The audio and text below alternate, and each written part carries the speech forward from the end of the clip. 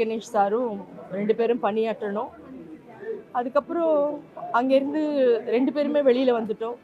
அப்புறம் அவருக்கு ரொம்ப நாளாக வந்து ஒரு தனிப்பட்ட முறையில் நாடக குழு ஆரம்பிக்கணும்னு ஆசையாக இருந்தார். அப்போ சகலகலா வல்லவன் படத்துக்கு ரவீந்தருக்கு டெல்லி கணேஷ் சார் தான் வாய்ஸ் கொடுத்துருக்காரு. அப்போ என்கிட்ட வந்து பேசிகிட்டே இருப்பார். ஏன்னா எங்கள் வீடு எதிர்த்த மாதிரி இருந்தது. அப்போ என்கிட்ட பேசிகிட்டே இருப்பார், நம்ம நாடகம் ஆரம்பிக்கணும், நாடக குழு ஆரம்பிக்கணும் அப்படின்னு. ஸோ அவர் முதல்ல ஆரம்பித்த ஓம் கணேஷ் கிரியேஷன்ஸ் அவருடைய நாடக குழுவின் பேர். அதில் முதல் நாடகத்திலேருந்து அத்தனை நாடகம் நான் தான் அவருக்கு கதாநாயகியாக நடித்தேன்.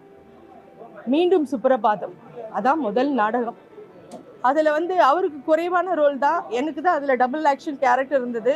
ஆனால் அவரை பொறுத்த வரைக்கும் தனக்கு என்ன வருதுன்னு நினைக்க மாட்டார், எல்லாருக்கும் நல்லது செய்யணும்னு நினைப்பார். அவர் இருக்கிற இடமே வந்து கலகலப்பாக இருக்கும். எல்லாருமே எந்த ஷூட்டிங்லையும், சீரியலாக இருக்கட்டும், நாடகமாக இருக்கட்டும், சினிமாவாக இருக்கட்டும், எதுவாக இருந்தாலும் டெல்லி கணேஷ் சார் வரலையா, டெல்லி கணேஷ் சார் வரலையா, டெல்லி கணேஷ் சார் வரலையான்னு தான் கேட்பாங்க.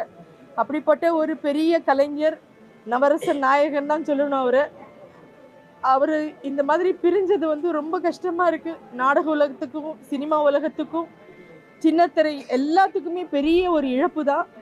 அவருடைய ஆன்மா நல்லபடியாக சாந்தி அடையணும். ஏன்னா அவர் ஆரம்பித்த நாடகத்தில் நான் நடிச்சுக்கிட்டே இருந்தேன். அதுக்கப்புறம் எனக்கு திருமணம் ஆச்சு. திருமணம் ஆனதுக்கப்புறம் என்னுடைய கணவரும் நடிகர் தான்.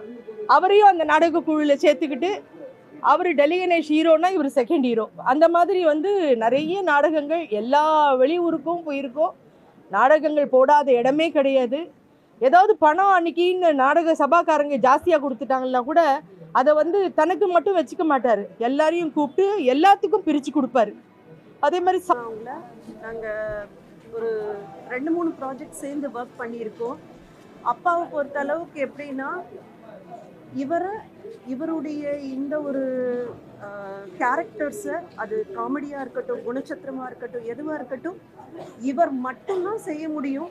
ஒன்ஸ் அவர் அந்த கேரக்டர் பண்ணதுக்கப்புறம் அதை வேற யாராலையுமே பண்ண முடியாது, பண்ணால் நம்மளால ஏற்றுக்க முடியாதுங்கிற அளவுக்கு ஒரு மிகச்சிறந்த நடிகர்.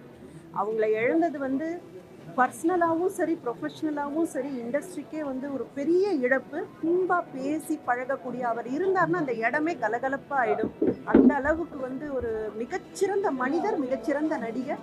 ரொம்ப ரொம்ப ரொம்ப கஷ்டமாக இருக்குது மனசுக்கு.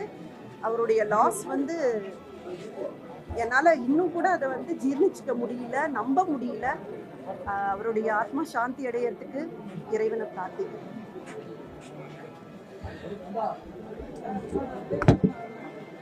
கலை உலகத்துக்கு வந்து ஒரு ஈடு செய்ய முடியாத இழப்பு இது.